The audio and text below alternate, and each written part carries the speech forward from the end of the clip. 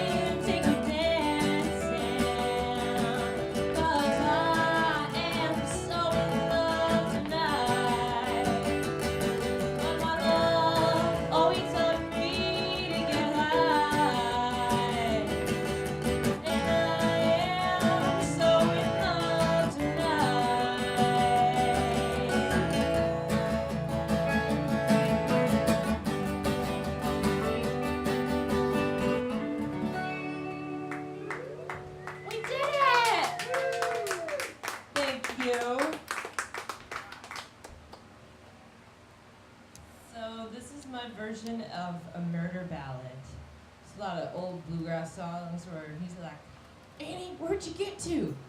Oh yeah, I killed you, 'cause you were cheating. So I wrote a western swing song about getting killed because you were cheating. But it's not true, I haven't done that. Been killed or cheated. Which is cool if you've done those things. Cheers everyone. Lone Star.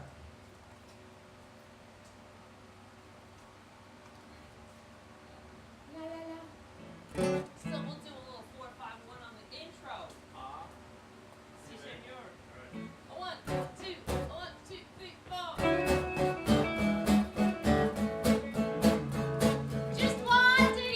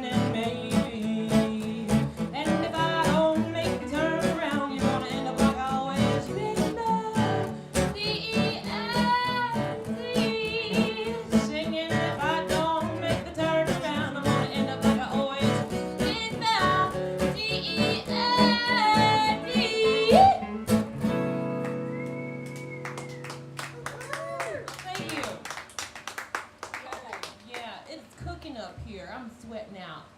But you know what? Let's at least turn the fan facing. Oh, that's okay. The fan can be for the fans. You guys sweating? You got a bowl of chips next to you.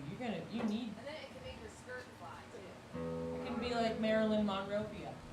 Yep. Does that feel better? Thank you, matey. It sure does. Yippee!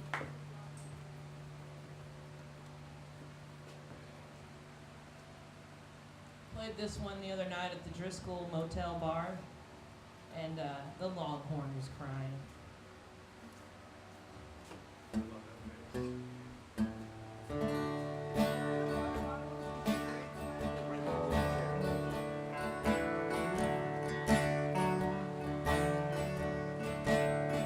Oh, flag on your forehead, and love in your heart,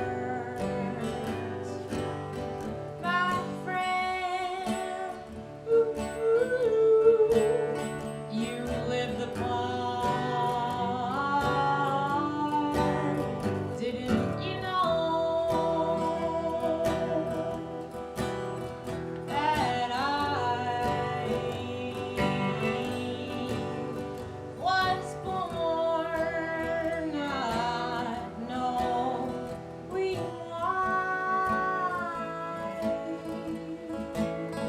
or how the heart works, or where the love of life lurks. Didn't you know?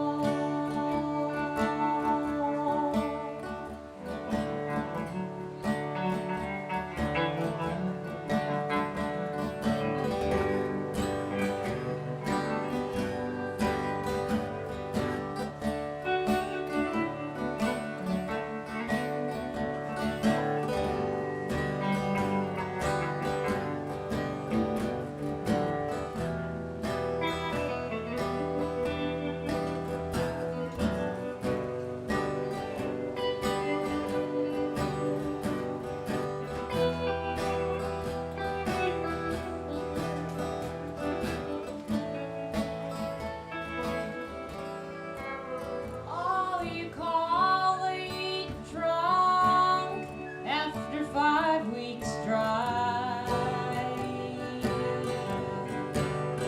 and the words we spoke send me crying. Didn't you know? Oh, how my heart was.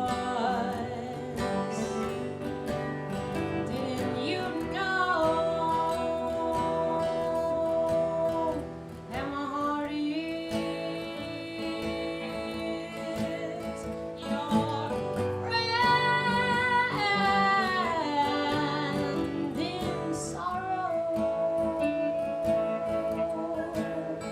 and your pal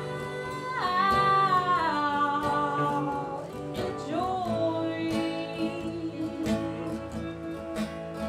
and oh man, I don't know any better.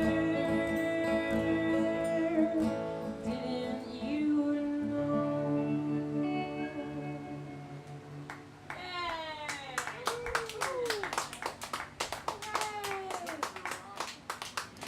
So if you didn't know, this is a weekly show. It's a live webcast. Live. Oh yeah. In case you didn't know. Live at 5+1, because it's at 6. And it turns into a podcast made by Javier, Secretary of War over there. And there's videos and stuff like that. So I don't know if you told your ma and pa and little baby sisters to watch, but they can watch you. Yeah. I don't know if they're watching. They could be watching right now. There's a robot on the computer that says someone has said they are watching and the stream is working. Very likely my sister. Yay! Miss Armstrong? Yes, that's exactly how you put it. What's up, sis? Your brother's cool. Alright, let's do some 5-4-1 and a 6-8 jam. And A. All right. 1, 2, 3, 1, 2, 3.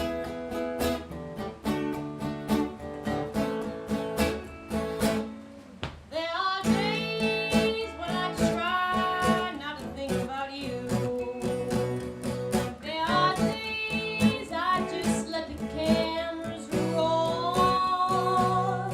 It's those pictures in my mind of you and me in time that ease my heart and soul.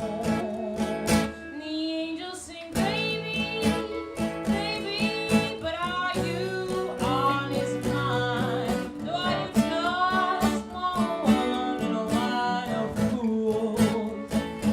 The angels sing, baby, baby, don't you know you can never win when you don't even make the rules?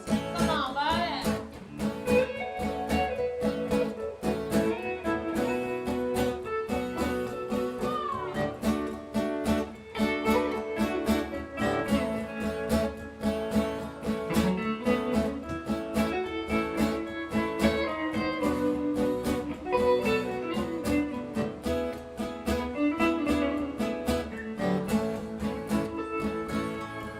In the morning when I wake up,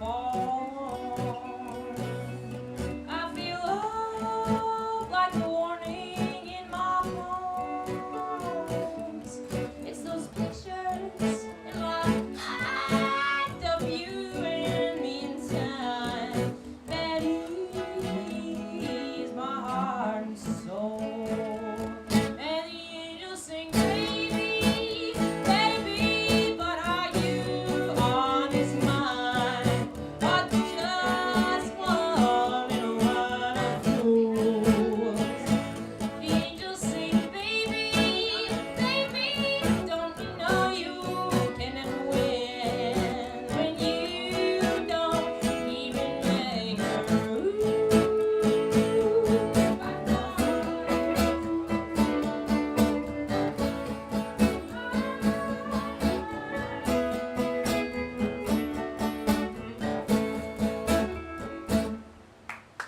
Yeah. This next song is a pain in the butt in terms of patterns. Yes? Should I push refresh? No, can we mic his amp? Because I'm not getting it. Can we mic your amp? It sounds like I'm talking to a ghost. I'm not. Oh, that's kind of neat though. Yeah. Because it's not coming out, Oh, yeah. on the webcast. I'm okay with that for sure. I don't really want There's- to turn up any. There's Yeah, a yeah, tiny yeah. mic stand over there. Or we can just push it. Yeah, just You need throw to it. over the. Yeah, we'll do that. Your family's gonna be like, well, you look good, son. It's okay. You look great. They don't live here. They never hear me anyway. Does anybody hear me? No, they don't. So this next song is a little noodly boodly, so you can noodly doodly. I wrote this song about a crush I had on a guy who plays accordion and other stuff. He's a professional clown. How hot is that? He's funny, funny, funny. I know who you're talking about. Shh. Well, good thing no one can hear you. I only know 5 of these guys. And I went to Goodwill one time and bought some sexy Goodwill heels and walked to see him play downtown and got all these blisters and was like, hi! And we never went on a date, which is fantastic. So he's taken. I have a crush on him too. Yeah. I probably have. However that works out. Landis also finds him attractive. There's a lot of going between the 4 and the 5, and then you eventually get to the And this is a dog again. Yeah. It starts on the G6. 1, 2, 1, 2, 3, 4.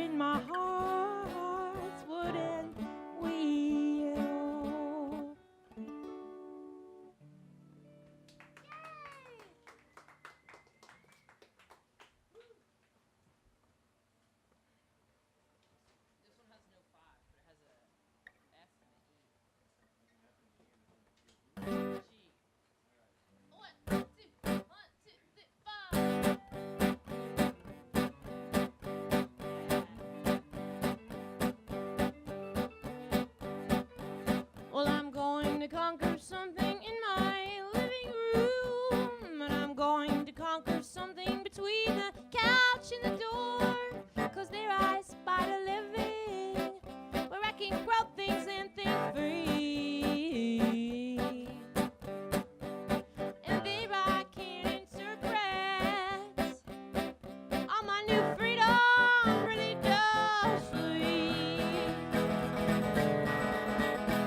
Gladiola, gladiola, light up my living room. Gladiola, gladiola, light up my sight visions and my details. Oh.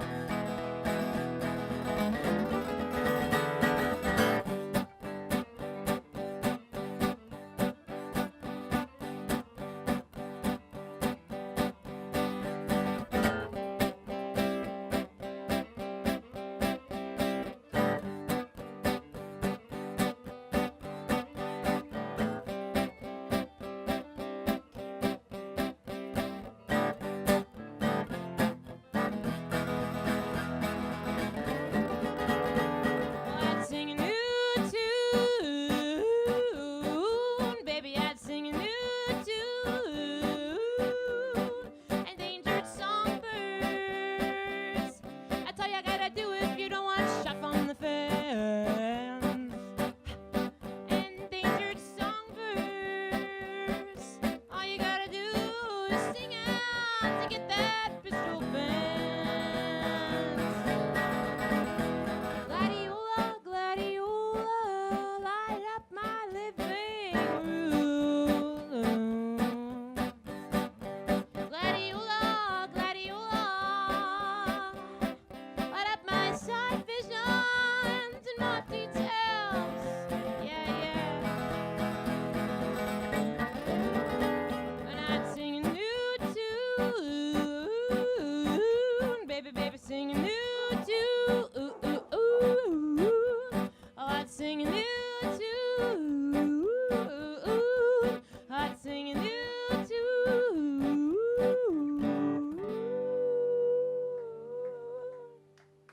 Hey, nice work. Nice work. So, if you're wondering who the people are with the cool technology on their belts and stuff, it's my security. When you run for office and you get this popular, you need a security. I got some. This song is complicated and chordy. I kind of want to skip it. Let's skip it. It's, you know. Oh, I mean, they can hear you.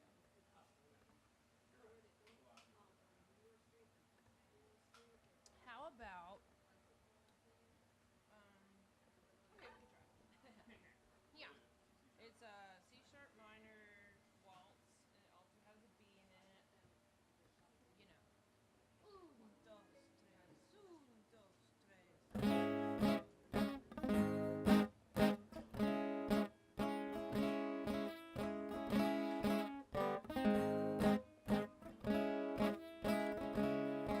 Si sigo el corazón,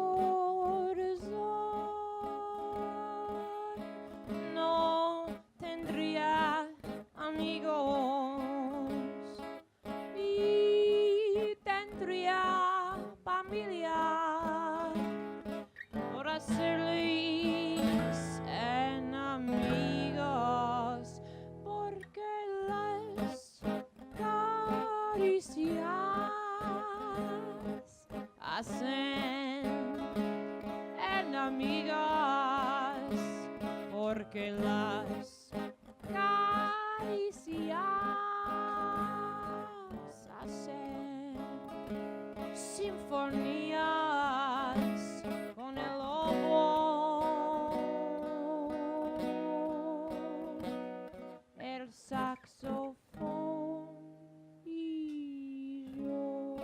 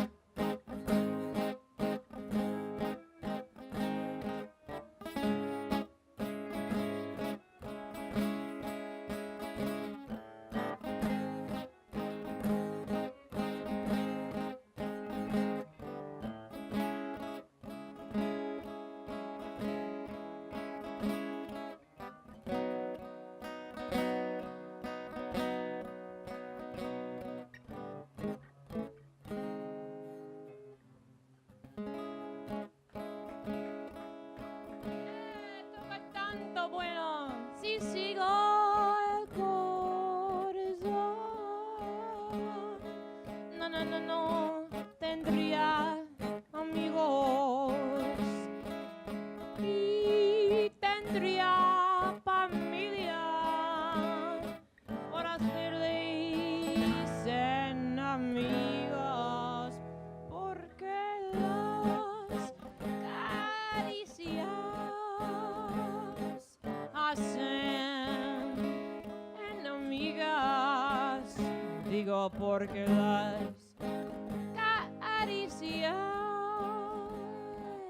hacen sinfonías con el lobo, este saxofón y yo.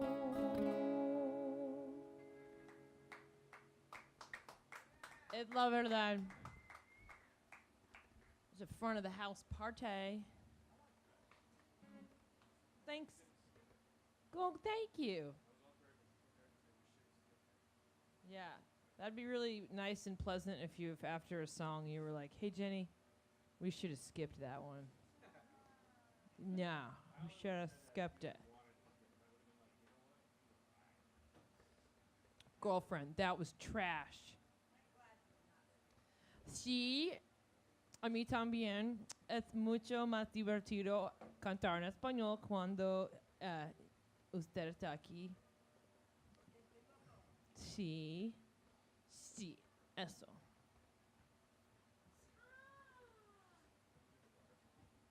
In 15 minutes, 15 minutos, we're going to have some comedy on the stage. Yeah. And I think he's going to be less offensive than my most offensive comedian and more funny than my funniest funny bone. I hadn't really thought about this speech before I made it, so I'll work on it. Yeah, in 15 minutes, this speech is going to be radtacular. You guys are going to be wicked impressed. What are they doing over there? Making Halloween decorations? Boo!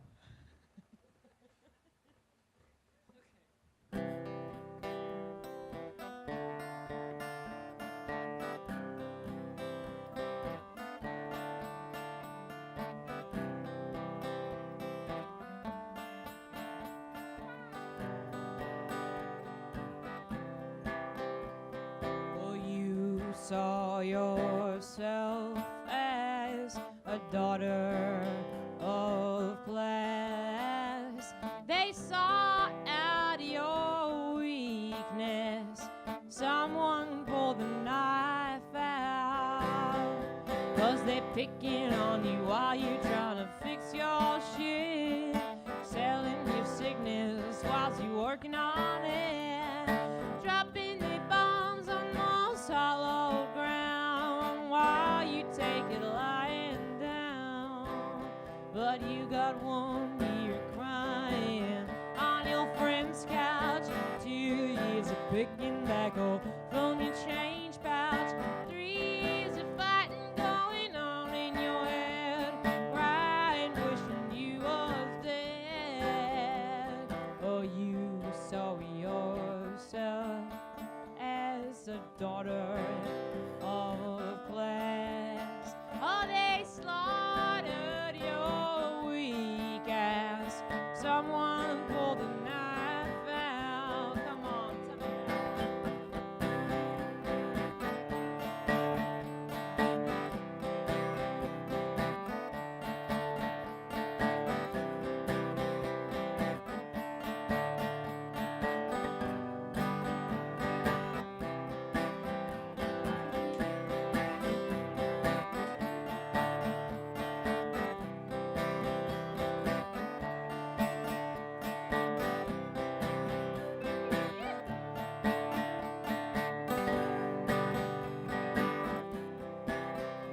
and you thinking there's no way that you can get on here, and you don't want nothing but gallons of beer.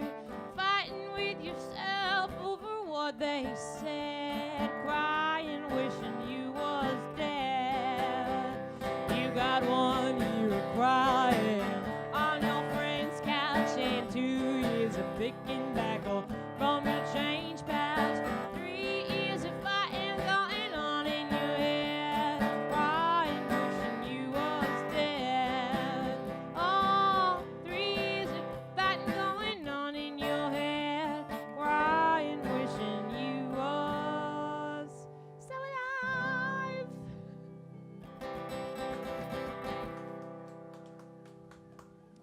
Oh, yeah. In case y'all hadn't guessed it, I'm Jenny Parrott, and this is Landis Armstrong. And there's a nice guy taking out his emotions on some rubber plastic drink holders on the bar. I appreciate that. Save those fish so I can eat them. Fishy fish. Po' boy, you get that next door. Soda can free fish. Do you know this George Jones song, Ragged But Right? It's touche.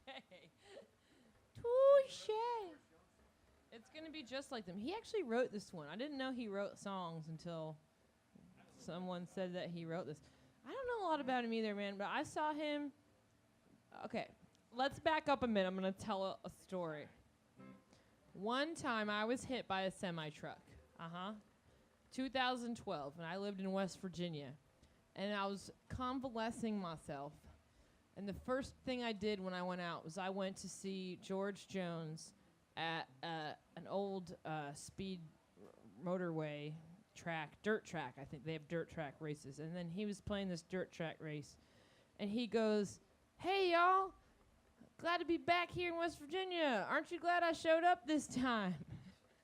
And I was like, yeah. And I thought it was great. Maybe it was because I hadn't been out in a while, or I don't know. Was it painkillers? I thought he was awesome. I could hear George Jones' toned velvet voice. He did cough and wheeze during a show. And then the people I was with were like, "Man, he sucked." And I was like, oh, how could you say that? He was like 185 and dying, and he was singing at a dirt track in West Virginia. So that's my story.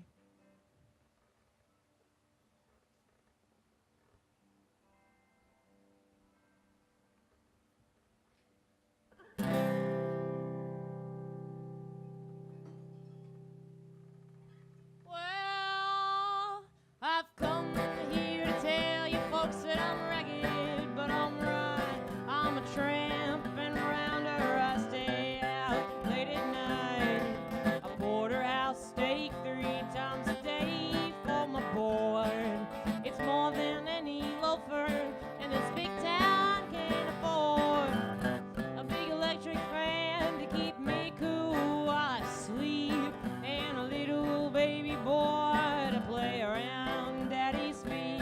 I'm a rambler and a gambler, and I lead every life. And I tell you folks that I'm ragged, but I'm right. Tell 'em.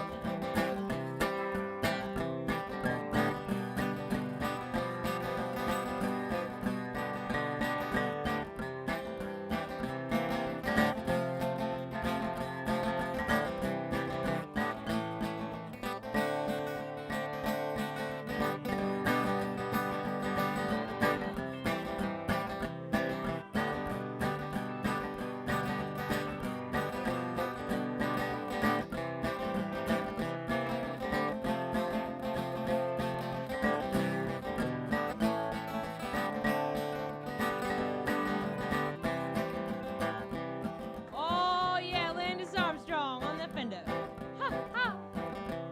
Oh, I knew when I got married that I'd settle down and build my little love nest right here in my hometown.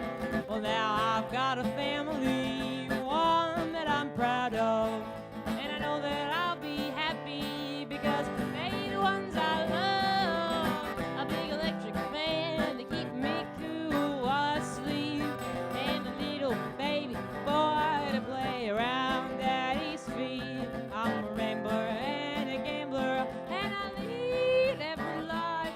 And I tell you folks that I'm ragged, but I'm right. Well, I'm a tramp and a rounder, and I lead every life. And I tell you folks that I'm ragged, but I'm right.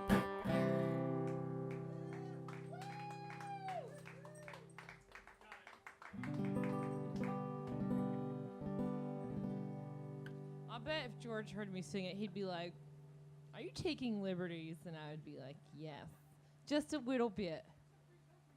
I used to sing at this yearly Loretta Lynn tribute show that was for charity. It it's for charity. And the lady who ran it the last time I did it said, could you not put so much of your own style into it? I mean, come on. And I was like, this is a benefit. No. I'm going to jazz up that Loretta Lynn because nobody cares. I don't think they cared.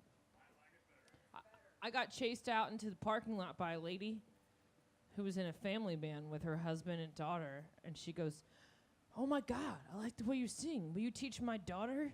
She sings in our honky-tonk band. And I was like, sure. So then I taught her daughter some licks.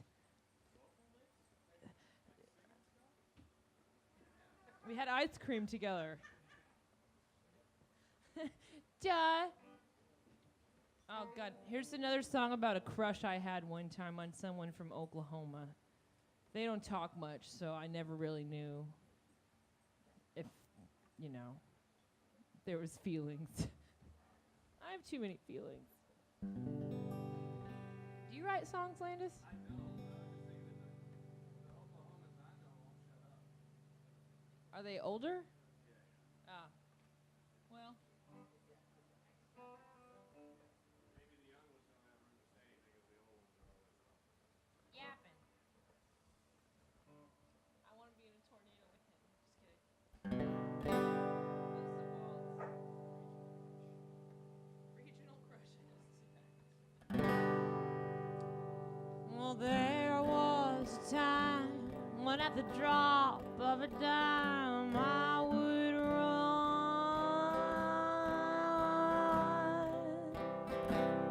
and leave my good life behind and drive into the sun.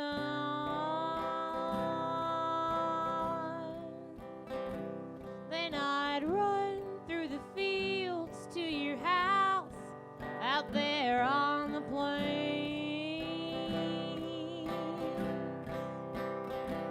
just to hold your sweet hand anytime that it rains. But there's a weight on my heart that's aching with grief and bliss.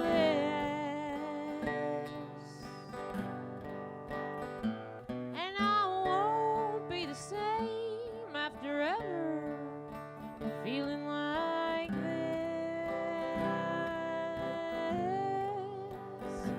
So let me run to you, run to you.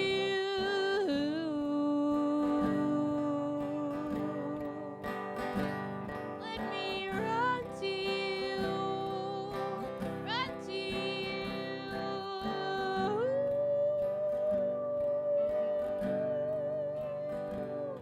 Let me run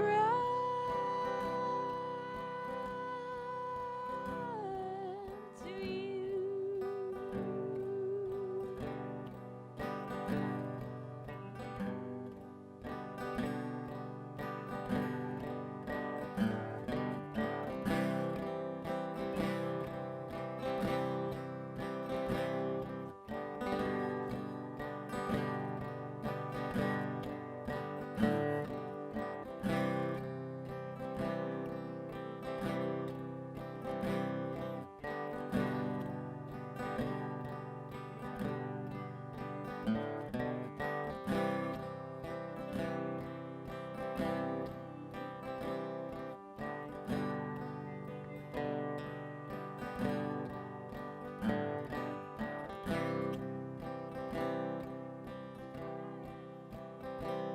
And there's a weight on my heart that is aching with grief and bliss. 'Cause I can't be the same after ever feeling like this. So let me run to you, run to you.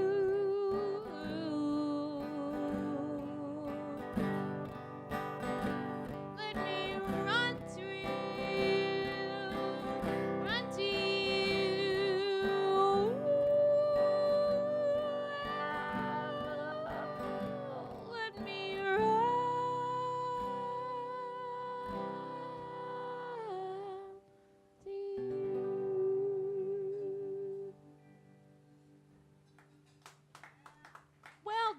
on! Just like we practiced. So I would like to welcome Michael Malamud up to the stage. It's going to take a minute to get your microphone all funky the way you want, but I can't wait to laugh. My face already hurts from pre-laughing. I stretched before the show. Me and Landis will be right back, but you're going to hear some comedy. Are you comfortable just using my mic? Sure. And then when I interview you, I'll use this piano mic. Yeah, very crazy. Yeah, cool. Right now? That would be great. Are you about 6'5"? Just about. 5'2"? Come here. Let me I'm probably gonna take it out anyway. Oh, right. Gotcha. God, that smells good. Water? No.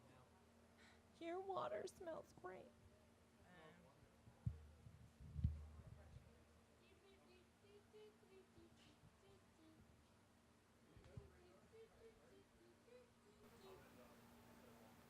we go.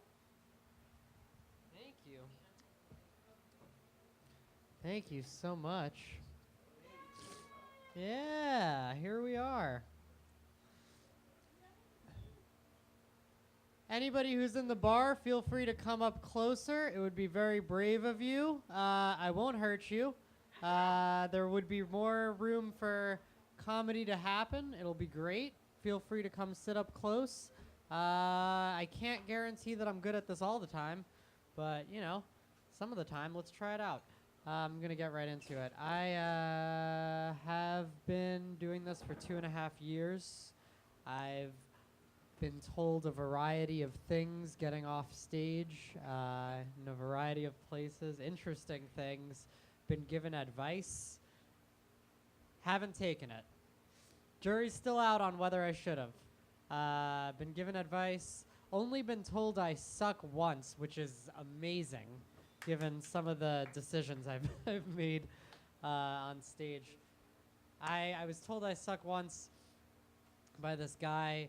To be fair, the only reason that I think he said that to me was because he was at a show that I happened to be on, and while I was on stage, he was there, and he noticed probably that I was doing comedy poorly. So I don't think he would have said anything had he not noticed. I've been told a variety of things. One of the things I've been told consistently, this one's interesting, is I've gotten off stage and people have come up to me and said something to the effect of, "Hey, I really like that sad thing you're doing up there," which is not quite what I'm going for.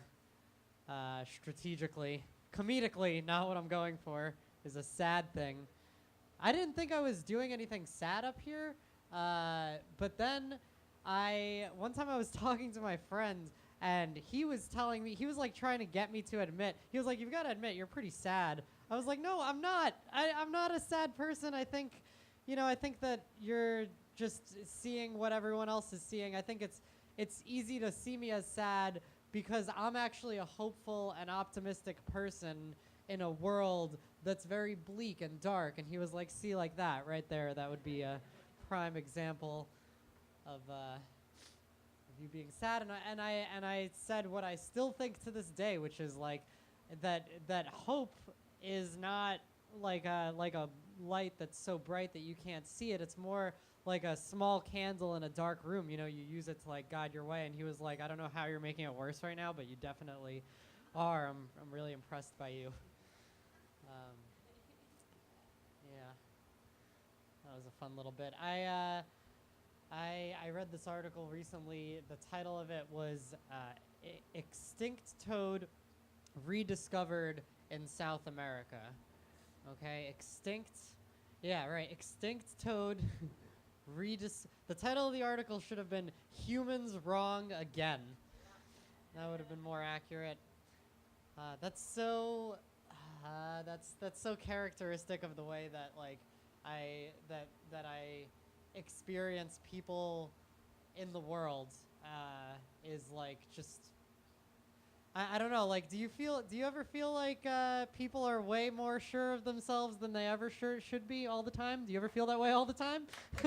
I do. I honestly think that one of the biggest problems is that one of the biggest problems in the world is that people aren't just like willing to sit and relax and just like listen to each other and talk. And that's why I talk at people all the time. I'm aware that I'm not outside of the paradigm there. Like I'm just as much in it as anyone else. But I just love imagining like all these scientists who are just like certain that this toad is just extinct in South America, and then just one of them is hanging out on vacation, like still in his lab coat, just decided to take a couple more weeks, and he just sees one of them. He's just like, that kind of looks like, oh, ugh. We gotta find a way to word this right. Extinct toad rediscovered in South America. Rediscovered. I have this, I work in the service industry. It's fine.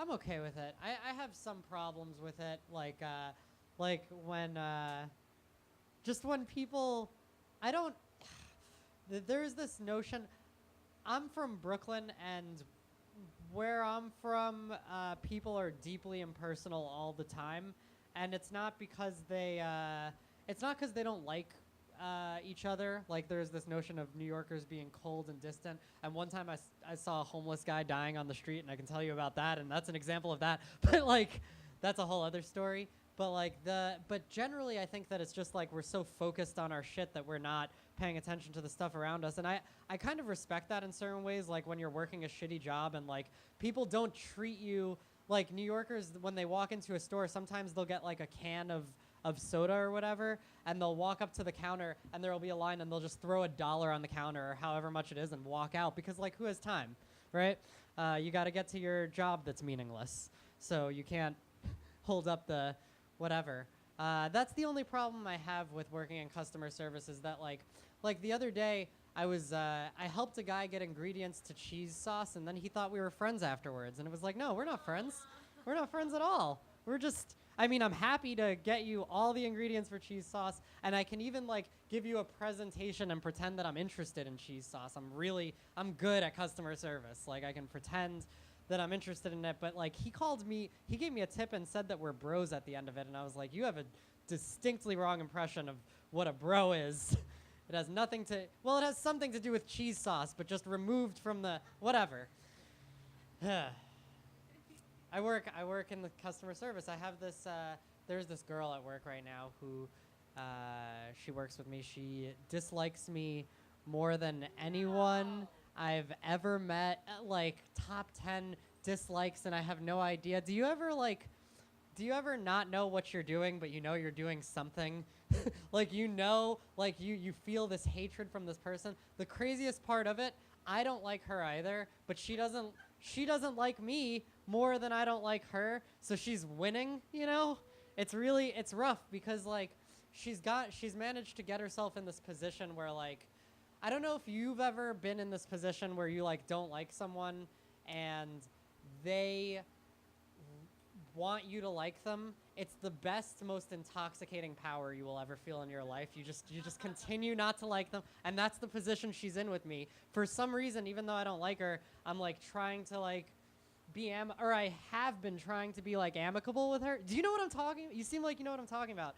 I'm like trying to be amicable with her, and she's just absorbing it and like growing tentacles and shit and like loving it. So much power.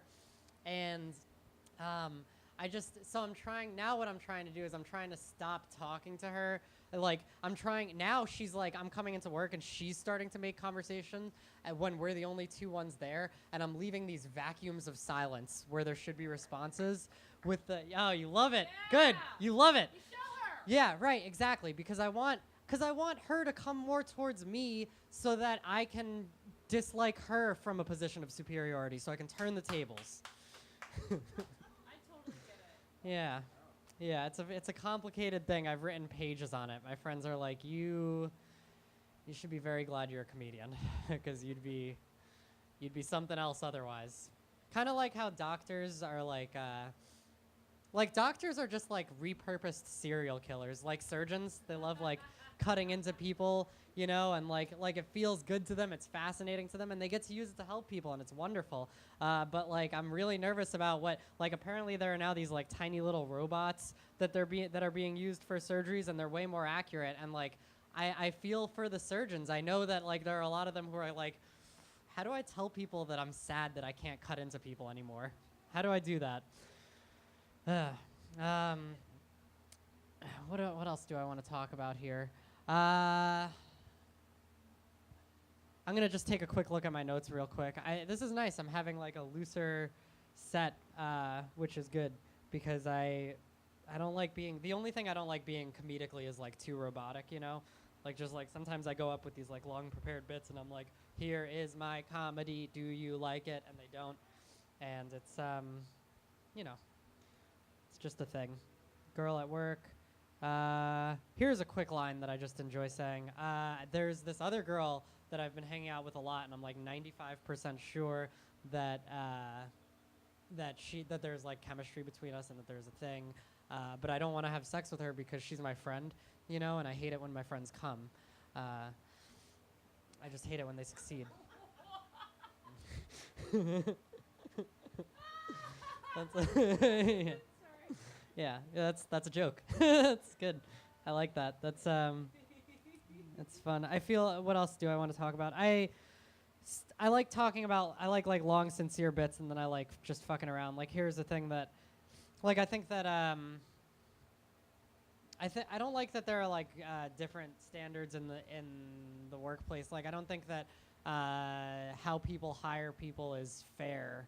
And I think that people have biases based on a variety of things. Like I think that if you have a British accent, you have like 90% more chance of getting a job at NPR, and that's not fair. It's a misdirection because whatever. I'm not going to explain these jokes. What else do I want to talk about? I'm having a lot of fun. This is good. Thank you very much. Thanks, guys. Thanks for the time. I'll do like a couple of longer bits. They, you know, they'll be what they are. I read this story recently about this guy who stabbed his girlfriend 32 times, right? And then she wasn't his girlfriend anymore, and that's a clean break, I will say. You know, like the thing about getting out of relationships, you know immediately what I'm talking about. Like you get out of a relationship and you're like, oh man, what could have been? Like if I could have done something different, if you know, but you get stabbed 32 times by your ex partner and you're just like, oh man, I get it, fine, all right. Like you don't want to be with me anymore. You can start to move on. And she did. The crazy part of the story was that the first responder on the scene ended up, it was like an uplifting story where the first responder on the scene ended up becoming her new boyfriend, which is like a beautiful thing that also happens to be really troublesome because I can't think of a more like textbook rebound in my life than like showing up literally at the scene of the most brutal breakup and just the most brutal, and this woman's just bleeding out, just like, just reaching out to the first guy she can find. That's rough. That is rough. Thanks. I just lost this. I did this contest, the funniest person in Austin contest. It's been going on for like 2 months. It's a cool event because it just brings out all the like competitive hatred that we all secretly have for each other that we harbor all the time. It just, all the ego just comes to the surface and swims around together in the air, and it's fun. I mean, it actually is fun. You get to see some of your friends do the best sets you ever. Just like light me when I have like 1 minute. Can you do that? Just give me like a light. Oh, sure. That would be wonderful, because I'll just keep going forever. But so you get to see your friends have some of their best sets, and I advanced to the semifinals, which was really cool. And then like 2 days ago, thank you. And then like 2 days ago, I did the semifinals and I lost, and I'm just like so happy to have lost and to have been done with it. I don't know if you've felt that feeling, but I distinctly felt that feeling. I didn't want to fucking win. I mean, I did want to win. Of course I wanted to win. $3,000, and you're the funniest person in Austin. Not really, but you are. And I like losing things sometimes because I like having something to strive for. I like not getting things. Like when you get something, it just makes it not. Isn't that the weirdest thing? That like when you get something, it's just suddenly not as good. Like when you have like when your friend has like a package of Oreos, you like every Oreo that they give you is the best Oreo you can have, and then when you have a package of Oreos, they're still pretty great. Admittedly, I love Oreos, and I love winning contests, but I'm okay with not winning that one. That's okay. All right, I'm gonna do this thing real quick. It's really, real dark. I'm gonna do it. It's gonna be fun. The Twin Towers were an amazing, just place on Earth. Not for the reason that you're thinking. I mean, partially. The first reason that the Twin Towers are crazy is because of 9/11, and that was like a crazy thing that happened.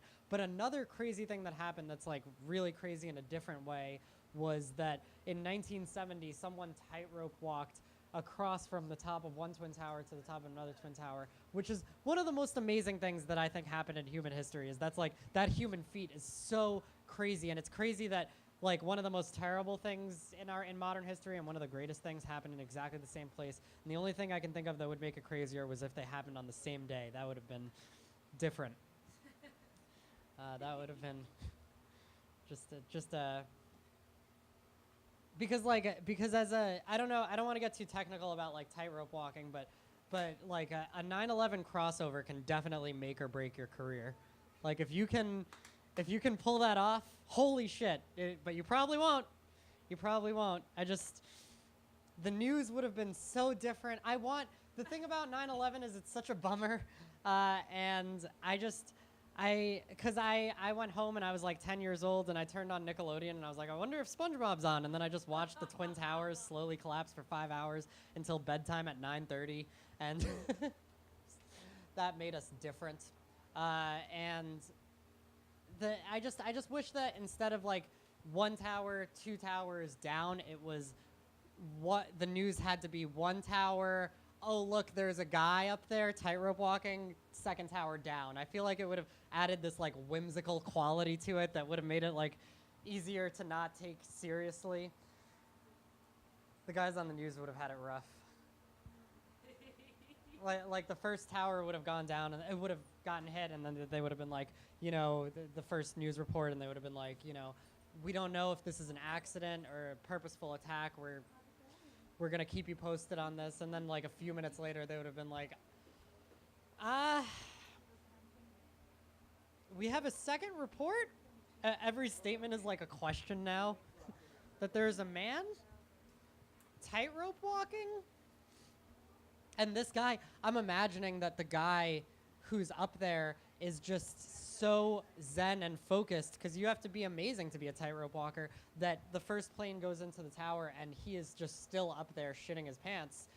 Just utter focus, just like, oh my God, I can't believe I woke up this morning glad that it wasn't windy. This is ridiculous. Well, anyway, guys, it's been great. Thank you so much. I appreciate the time. I've had fun. My name is Michael Malamud. I was going to interview you. Oh, yeah. I can still do an interview. Okay, great. Yeah, that'd be lovely. Yippee! Woo! That was so much fun.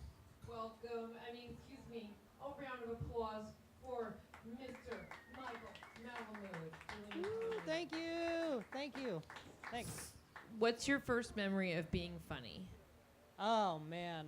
I don't remember my first memory of being funny, because I'd have to think about that. But I can tell you, like, the first story that Okay. I have. By the way, great job. You're great. You're funny. Oh, thank you so much. Like Thanks. I work really hard, so thank you. But I was probably like 4 years old the first time we went to Disney World, right? Mm-hmm. And we were on the Star Wars ride, and I was in line with my parents and my family. This is a story my mom tells me. And then there was this little robot. When you're waiting in line at Disney World, sometimes there are all these little things on the way to the ride that have themes, and they talk to every part of the line. Robots And then or the line. people? Well, with Star Wars, it was like a little robot guy, and he every time like certain people would pass in the line, he'd turn to them and go, "Hello, can you help me?" Blah blah blah, right?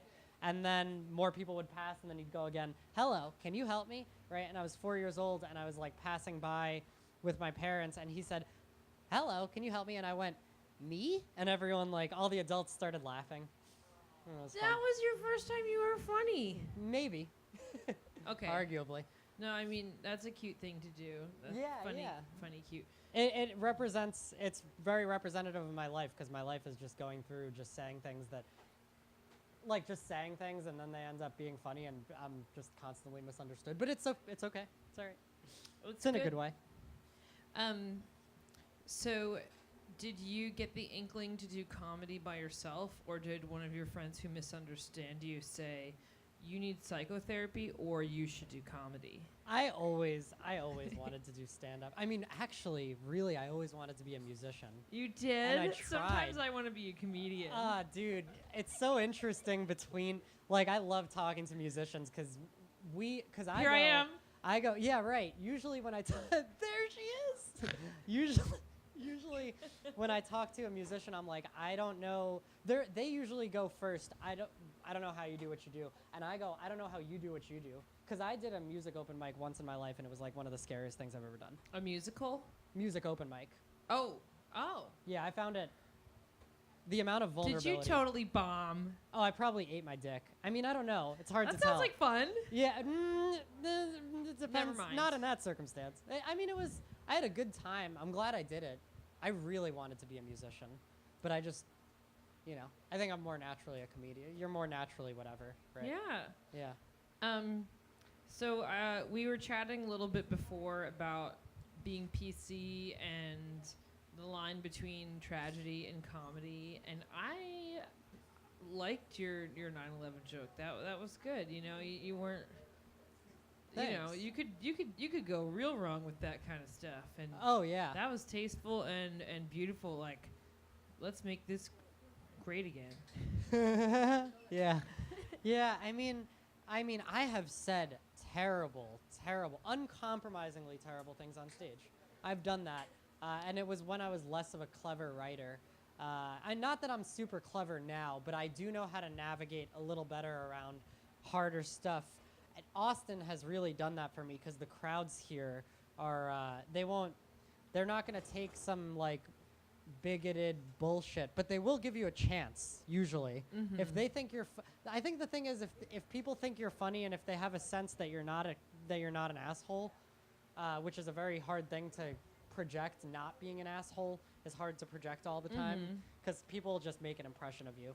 But I do think Austin crowds are good for, like, I think it's the city has made me a better writer. That's great. Yeah, the city's made me a way better musician. You think so? Oh yeah, I go out and see music, and I just go, well, damn it, I need to go fucking practice now. Yeah. Look at that person. Look Oh, what they're man. doing. I need to go home and work. Yeah, that happens to me with my fellow comics all the time. That's great. They have skills I can't touch. Yeah. So. If you're in the audience, you can think of a question for Michael, our comedian guest. Also, we Please. take questions from the online audience. But I had another question before you guys, and I get preference because I've got the mic. OCDC's here. Hi, y'all. Oh, get that drink. So the person who told you that you sucked, what was your reply? Oh man, it was rough. Did you say what you wanted to say, or did you think of what you wanted to say later? I said exactly what I should have said in the moment. Oh man, that was such a fucking formative experience for me. I want people to tell me I suck all the time, because that like fueled a fire. Nothing fuels a fire in me as like a comedian than like hearing people tell me that they don't like my shit. Not that I'm not gonna try to prove them wrong, but I will try to, because there's part of me that's saying that, you know. So then I try to prove myself wrong, and it like encourages me. Anyway, what happened that night was I was on a show called Buzzkill at the Buzzmill Coffee Shop. I've It's- been there. Yeah, it's on Wednesdays. It's at 9 p.m. If anyone ever wants to go, that's one of the best shows in town. I want to go. Remind me. Yeah, I will for sure. I can invite you next time. Next time I get an invite. Great. Great show. I went up there and I had been on a good streak comedy-wise because you go up and down with like how you're doing. Oh, same thing with music. I'll bet. Sometimes I'm up here and I'm like, what the am I doing up here? This is terrible. So And then much. sometimes I'm like, da, da, da, da, Yeah, ba, ba, da, da, Exactly. na, na. And that's exactly what I look like comedically, either way. But so I did this show, and I had been on a good streak, and I had a really bad set, and it was like awkward and weird, and the crowd was full, and it was like a really bad set. And then I got off, and then I left, and this guy, he was super drunk, and he like followed me out into the street, and I was with my friends, and he said, "Hey man, I thought all your shit was bullshit, and you're bad." And and he was like, "Comedy comes from," and my first words were, "Oh, okay," because I'd just never encountered anything like that. And he was like, you know, comedy comes from a place of honesty, and none of that was honest. And I was like, okay. Oh, he had like thoughtful things to say besides, you suck. Yeah, he did. And they got into, I mean, it put me down for about 2 days.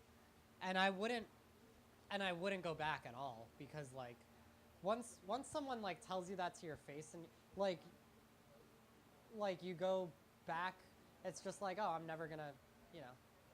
Are you a kind of person who is like generally jovial, and do you make a lot of jokes when you're just hanging out, or is it sort of like something you keep for the stage? Then follow-up question: do people like expect it from you? They're like, "Hey, funny guy, say something funny," or you know what I mean? Like as your personality, not as a performer. Do you get to be?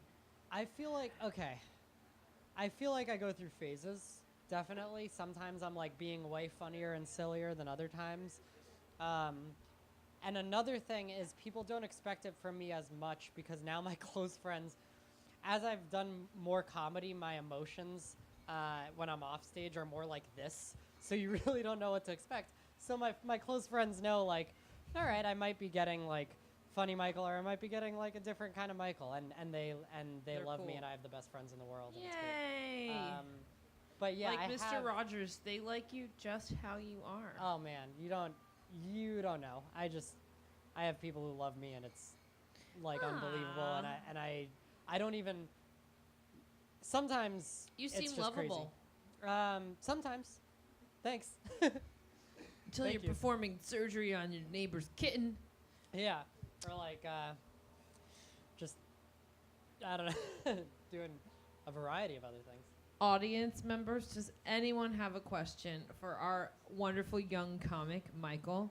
It can be, not about comedy. It can be about his color preferences. Anything. What's his favorite sandwich? I just want to talk to people. He just wants to chat with you. So, what's your question? Oh, don't all raise your hands at once. You look like you got one. What's up? The question Oh, is, man. when did you come to Austin, and what brought you here? I came here 2.5 years ago, and I came with a woman that I'm no longer with. And did you stab her? 32 times. LOL.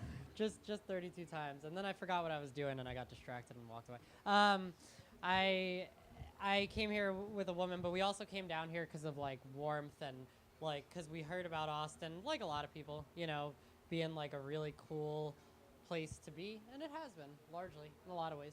The Target is fantastic. Yeah, I love the Target. I love dog parks. We have a question from Miss Bird. What food obsessions do you have right now? Oh man, what am I doing food-wise right now? cheese dip. It's all really. It's with all that guy. It's all pretty. Let me. I want to answer this in a valid way. Hang on. Okay, I'll keep a straight face. What do I got? What's going on food-wise? Pina colada. Ah, Jesus Christ, I'm so boring. Do you know how many cheese and crackers I eat? What did I have for breakfast today? Okay, that's interesting. I woke up at 5 in the afternoon and had Yeah! pasta, pasta with spicy marinara sauce and mushrooms, and then a cinnamon roll. Psychedelic mushrooms, psychedelic cinnamon. I wish psychedelic mushrooms. That'd It's be been rough. too long. We should all be tripping on mushrooms right now. I guess so, but I have a hard enough time like putting mics and cables in their proper place sober. I think if I was tripping, I'd be like, I will think that they work, and they shall work. Well, thinking that they work is a big part of it. Confidence gets you far. So and far. what does low self-esteem get you? Also surprisingly far. Man, cool. Who else has a question for Michael Malamud? Oh, that's Louis hands down, man. Favorite comedian is who? That would be Louis C.K. I just, yeah. And I The feel, Ginger Prophet. Yeah, the Ginger Prophet, man. I feel so weird as a comedian, because I liked comedy before that, but he is the reason that I ever got on stage in the first place, so. That's Yeah. wonderful. I think Heavily he's great, and he can inspires totally me. ride the line of tragedy comedy. Yeah, I think that's a big part of what it is for me, is like, I like that a lot. Well, where can But I like it all, too. folks in the live audience and the digital audience like get more of your stuff? Do you have a website? I Do you have a Tumblr? I don't have a website. I'm all over this town doing comedy as much Cold as possible. Town? Cold Town, definitely.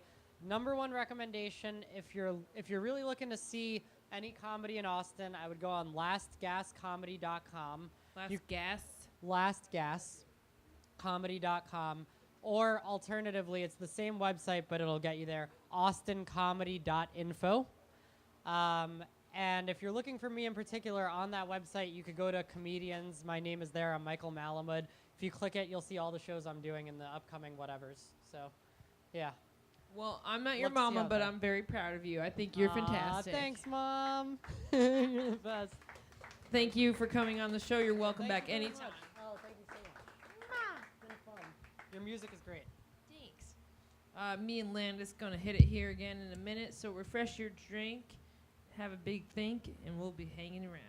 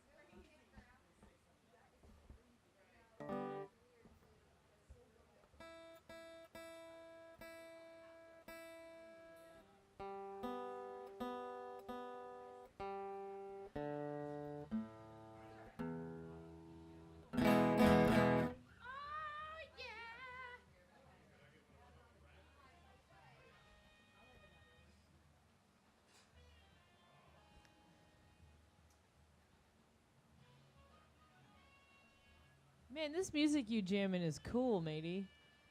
What is it?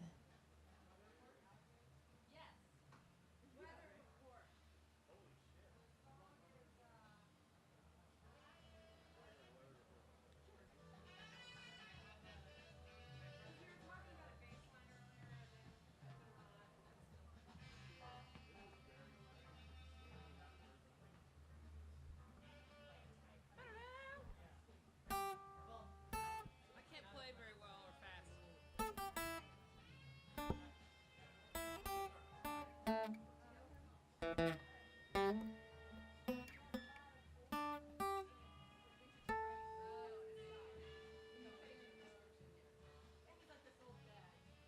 This is a 145 in E.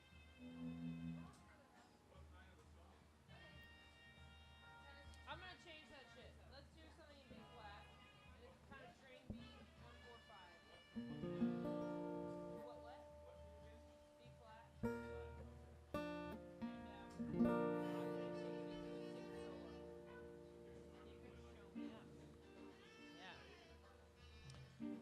Friends and neighbors. Friends and neighbors.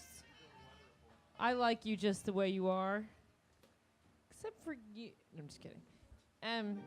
I had panic attacks yesterday, so I calmed myself down with a bath, and I watched Mr. Rogers. And he likes you just the way you are, which is so sweet of him. Anyway, I'm Jenny Parrott. This is Landis Armstrong, and I thank you, Michael Malamud. You're the bomb. You're a sweetheart. You're funny. You rule. Yeah. 1, 2, 1, 2, 3, 4.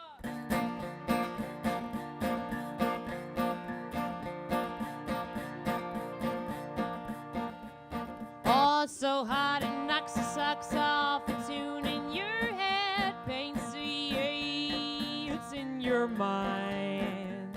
So hot it knocks the socks off. A tune in your head paints the in your mind. Well, I go around the corner, spend some dough, buy a smoking bottle, get my man go. Baby, I go around the corner and spend some dough, buy a smoking bottle, get my man and go.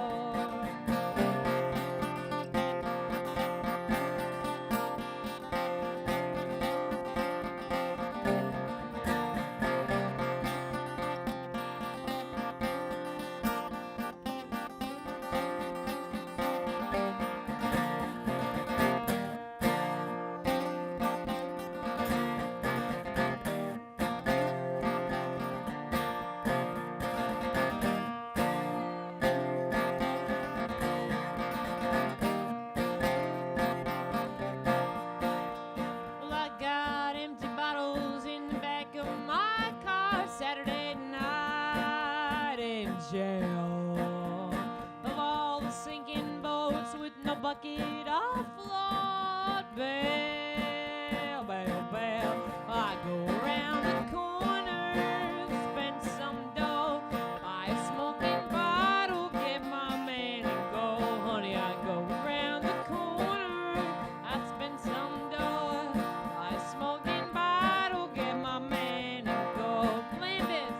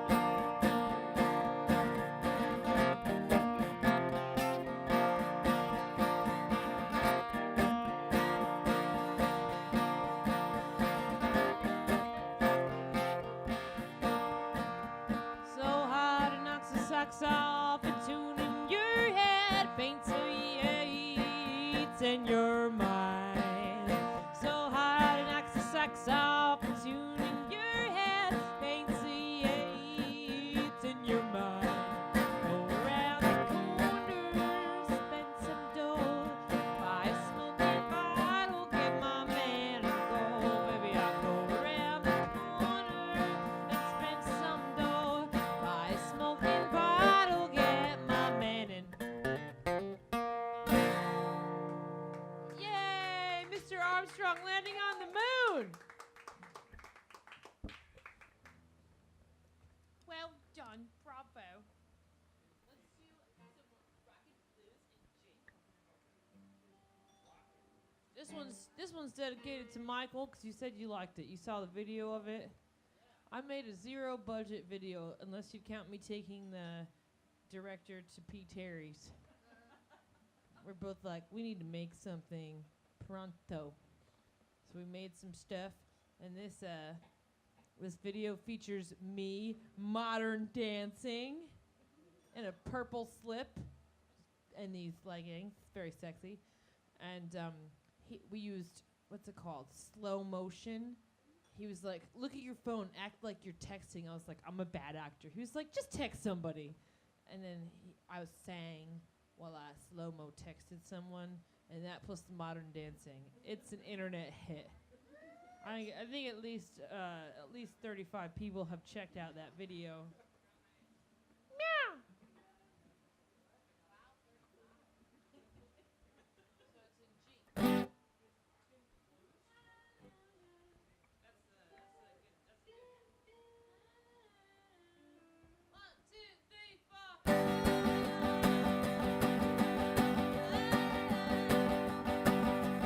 Little baby Lou, I love you.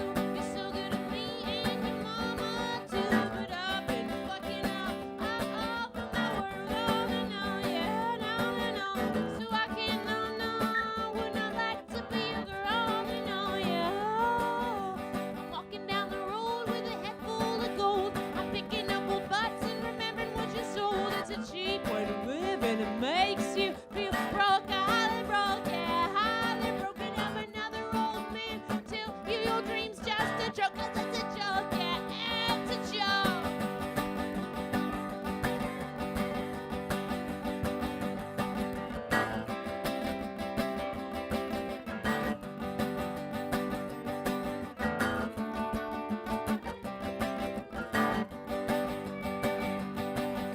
Oh, what's it in your chest? It looks like the best. I'll put it to the test. I'll touch it with my flesh. When you tell me you don't want me, everything turns green, green, green, green, green, green, green, green. When you lose so much in love, what do you think that mean? What it mean? Yeah, what it mean?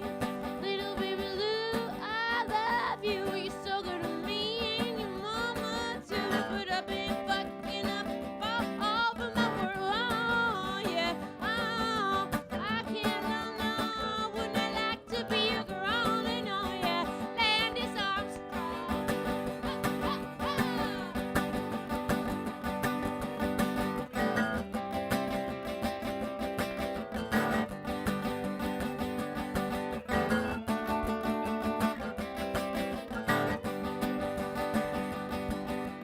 Little baby Lou, I love you.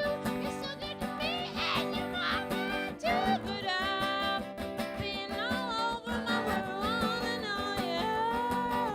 So I can wouldn't I like to be a girl and oh yeah. So I can wouldn't I like to be a girl and oh yeah. On and on, yeah. Nailed it.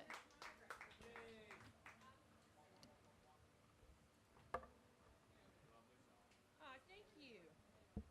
Lovely. Now we can do a little renee. We go 1, 5, 6 minor. 1, 5, 6 minor. There's a cool band in the house called OCDC. Hanging out.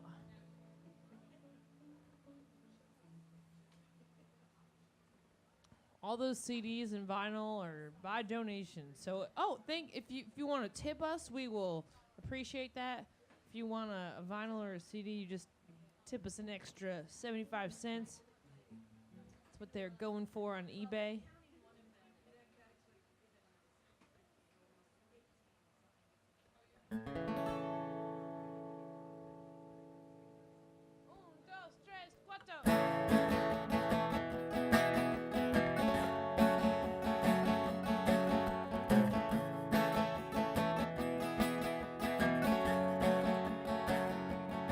Well, it sure was nice to see you.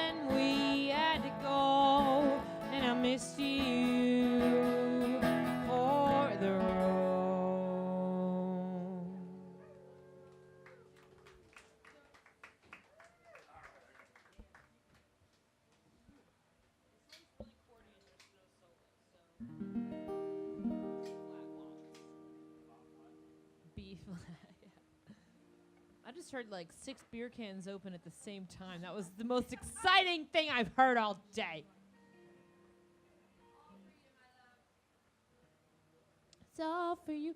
Is anyone else excited about Janet Jackson being pregnant at 49? I'm excited. I think she's great. I want her to compose some lullabies to that little baby in her sexy but powerful falsetto. Cool.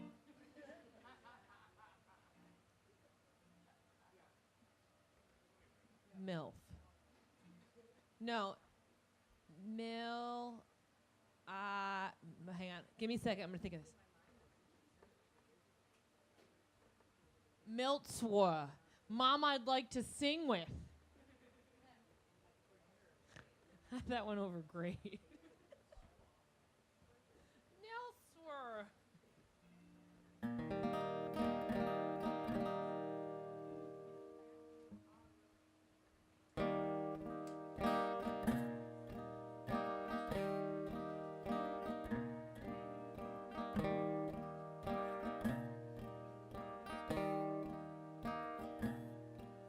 Hey, old flame, let's dance the night away.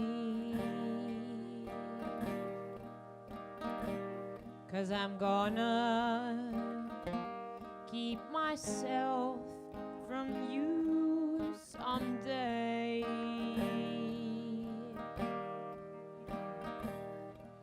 But tonight, let's hold hands and slow dance around the room one more time.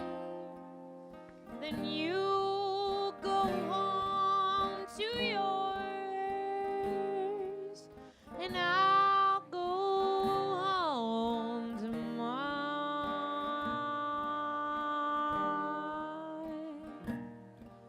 I recall just how you moved me in the moonlight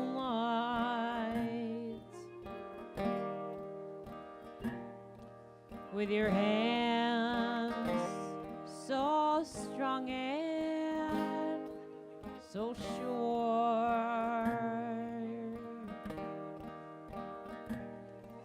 Well, you've reached for me so many times, and I've held your heart in mine, but we were young and out of time.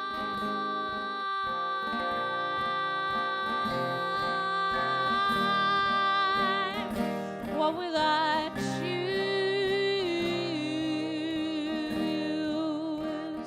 What will I choose? What will I choose?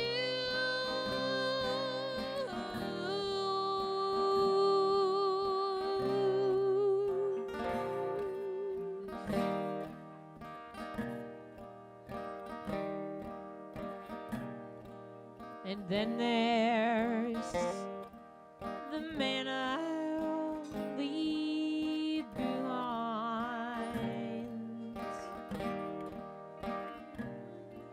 He's your good friend, and for years he's been mine. But they say that you'll just know, and my heart's crying to go. So tell me what I already know.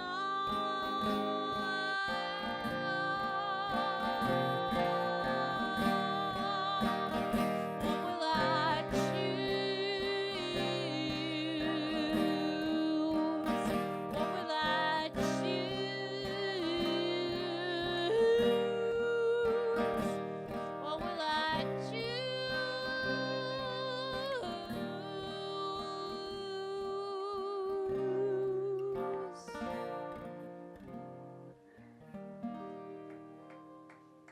Thank you, Landis.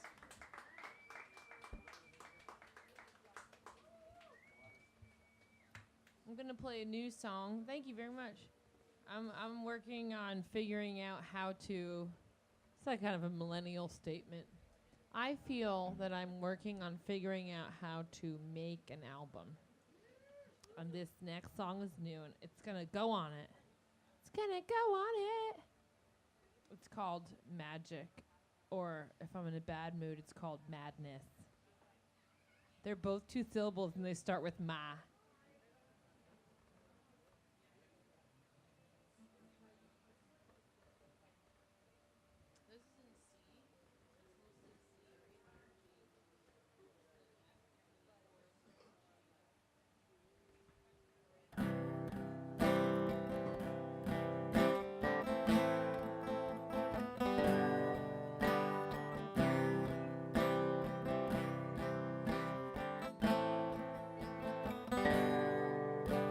Never to get over the death of you. That would be sad trend. Nor to play music worthy of many years and watch the whole world's gone sad with madness in each ray of sunshine. Madness in the back of my mind. Oh, madness.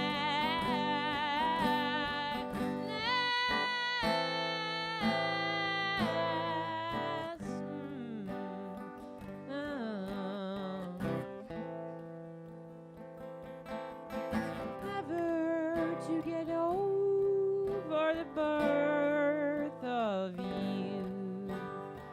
That could be my greatest feat.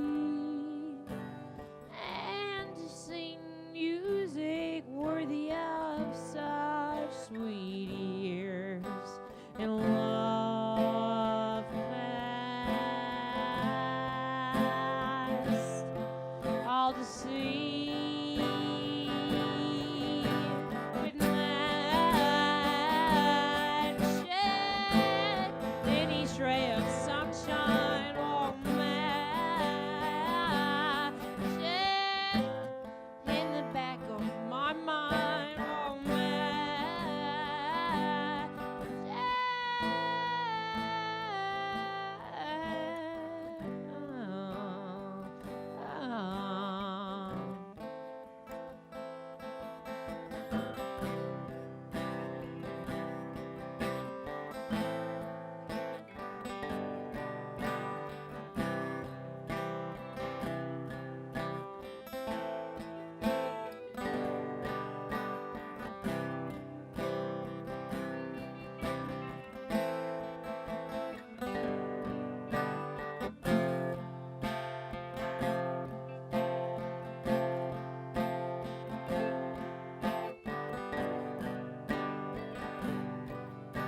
it's magic in each ray of sunshine. Magic in the back of my mind. Oh, magic.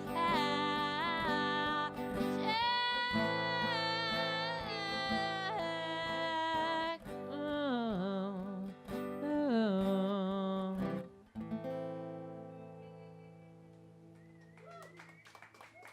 Thank you.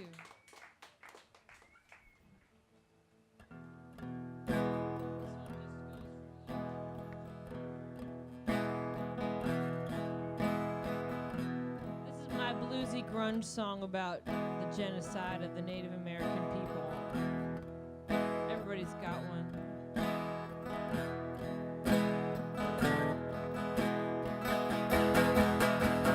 My, oh, my, I like to get high and think about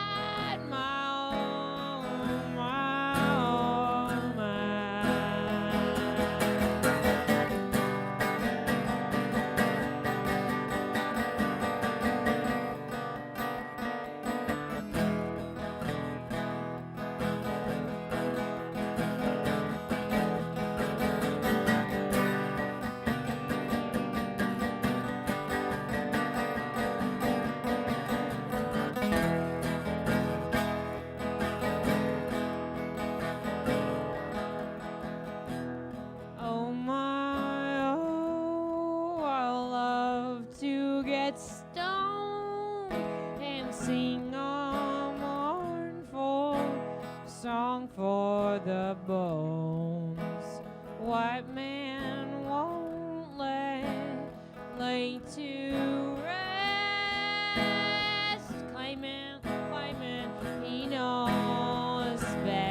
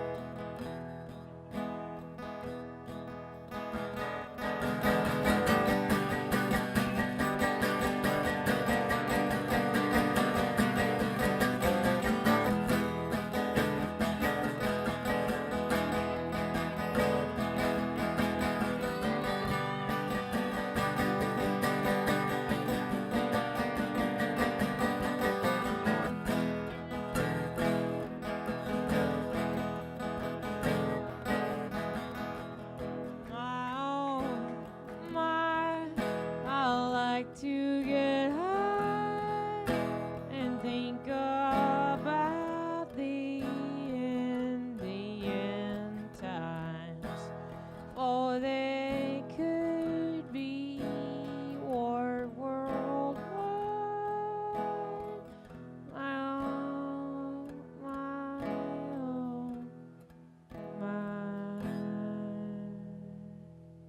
That's Landis Armstrong on guitar, y'all.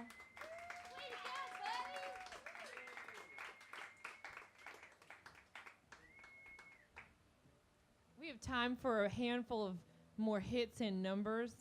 I kind of want to play the piano, but the piano is about, it has its own tuning. And no, it's fine. He can noodle lower. Can you noodle lower? Should I, yeah? It's going to be wicked artistic. So I'm going to do a couple piano songs, and then we'll close with double guitar throwdown. That was my wrestling announcer voice.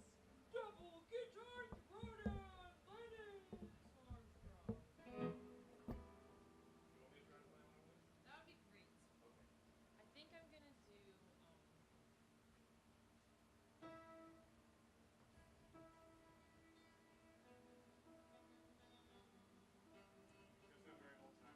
Yeah, it's good.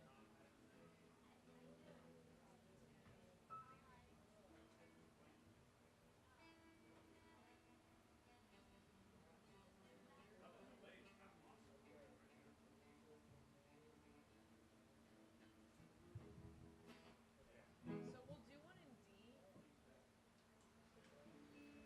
And the second chord is a C sharp E G. I don't remember the name of that chord.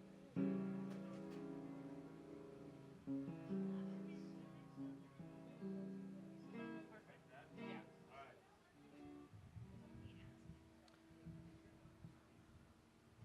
I've heard a lot of shit talking in my life. And then one time I tried to talk shit and it made me feel bad. I'm not a good shit talker. I think at the time I was watching a lot of Buffy and Kung Fu movies and felt tough. Hey, we're totally in tune. Everyone, welcome Schultze to the show. This piano was born in 1876 and boy is it tired. Just kidding, it's a beautiful piano. That was supposed to be funny. It flew here. Yeah, that's where that I skipped a line in that joke.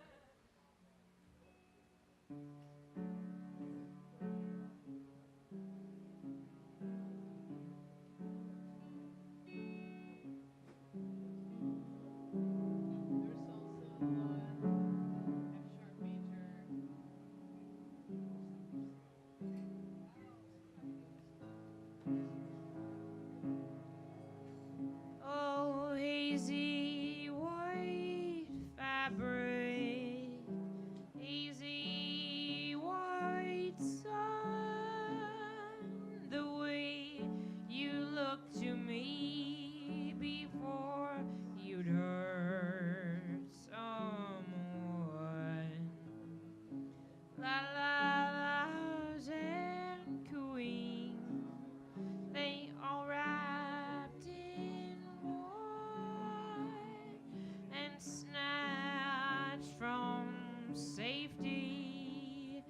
like a babe from its bed at night. 'Cause you speak as you please, leave others on their knees. It feels good, but it follows you like evil. You know you should avoid.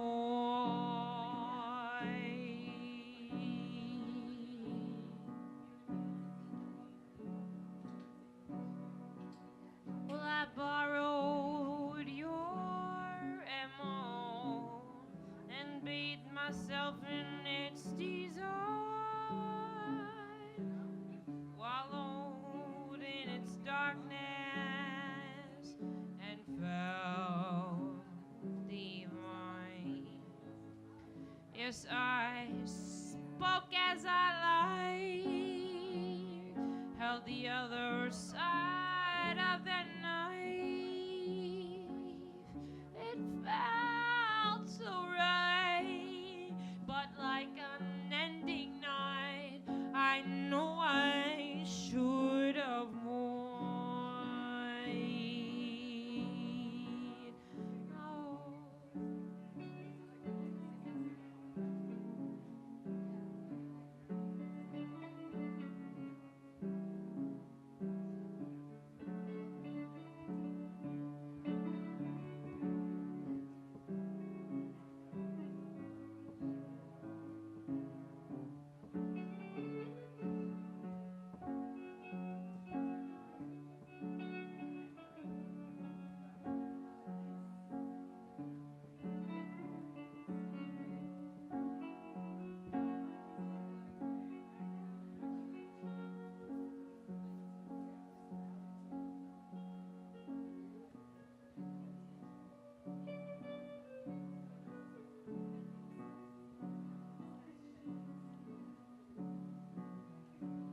Easy white fabric, lazy white sand, the way you looked to me before you'd hurt someone.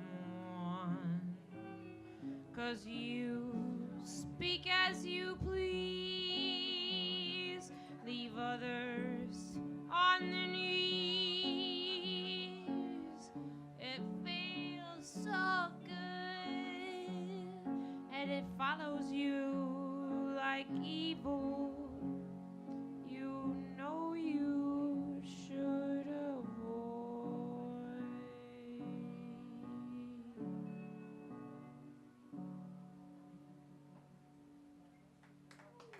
That was the funnest time playing that song. Yeah. That was beautiful. So this next piano song has 3 chords, C, F, and G.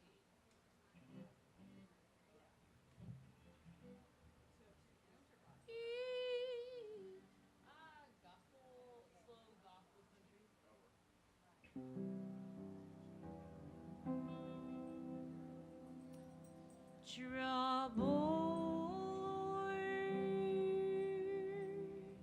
Trouble, Lord, have you got it same as me? Trouble,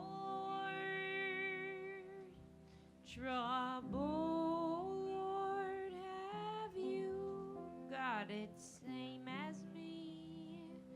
Have you got it same as we? And I ask, my dear brother, I say, John, what do you think of Mary?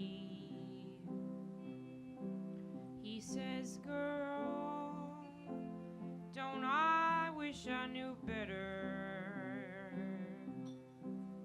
But what a child she did carry. Trouble, Lord, Trouble, Lord, will have you got it same as me. Trouble, Lord, have you got it same as me? Have you got it same as we?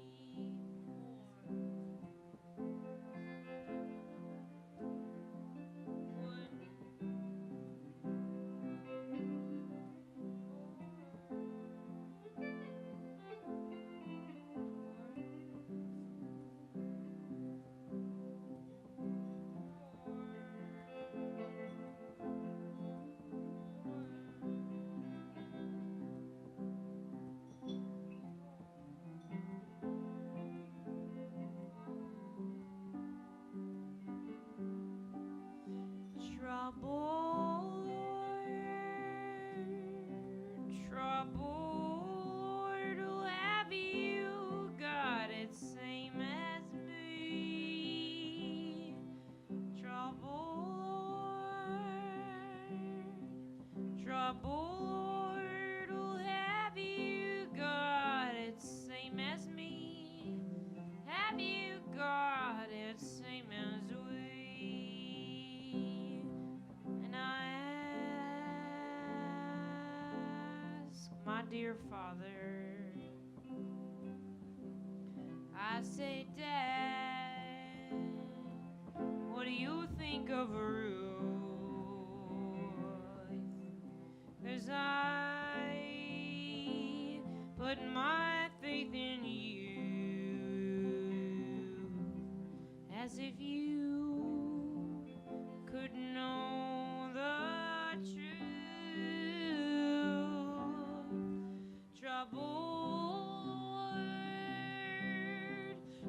Lord, will have you got it same as me.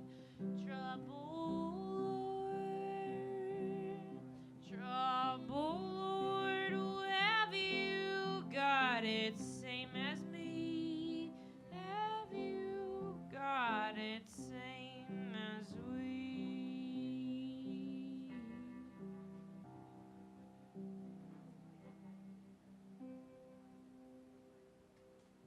Thanks, Landis.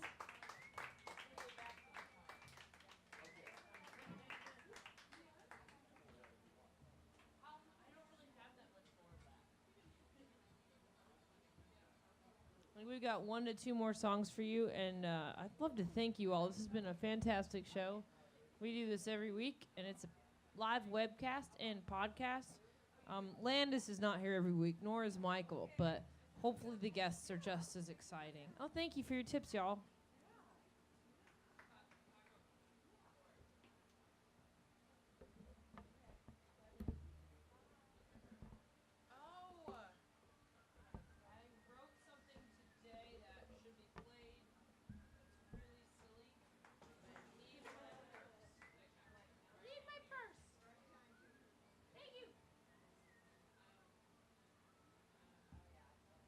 Esta canción está en español y es muy cortita.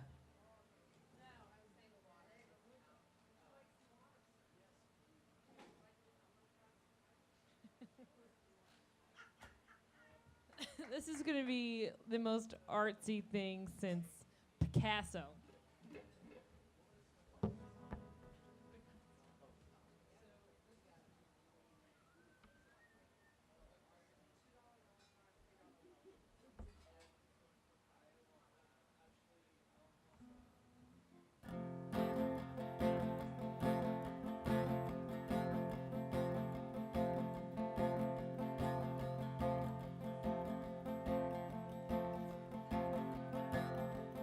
Secretaria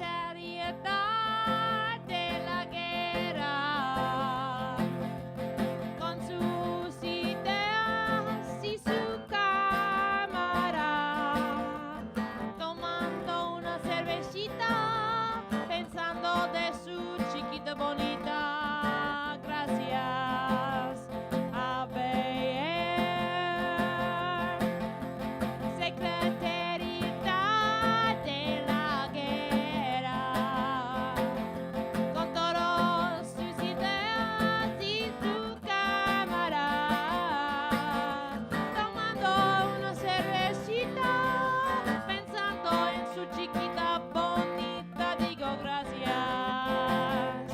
Ave, te digo gracias. Ave. Hey! That song, it's gonna be top 40.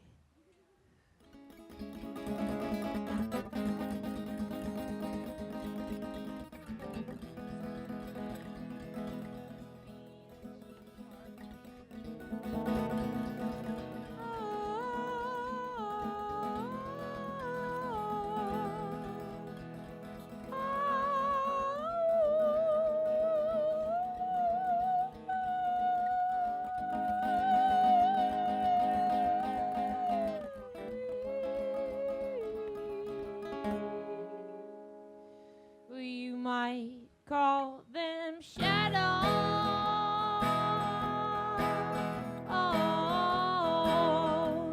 living deep within these hills.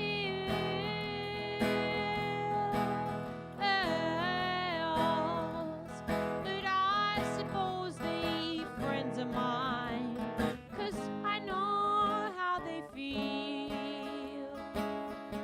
They get a fever in the sunshine.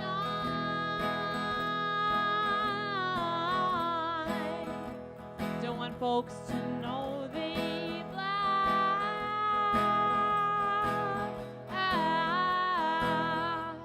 And when the love is warm and inviting, they gotta turn their backs. They do better in the moonlight, stalking those stars. They do better in the moonlight, stalking those stars.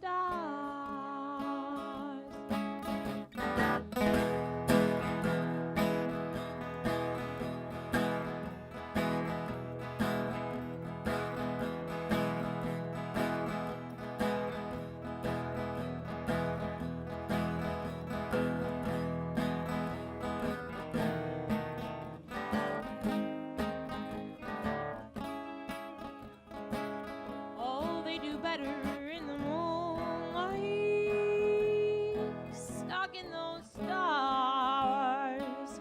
Baby, they do better in the moonlight, stalking those stars. And we go deeper in the forest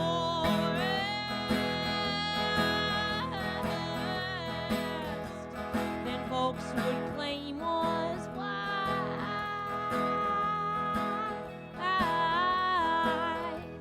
And when the world keeps her beauty hidden, well, we refuse to shut our eyes.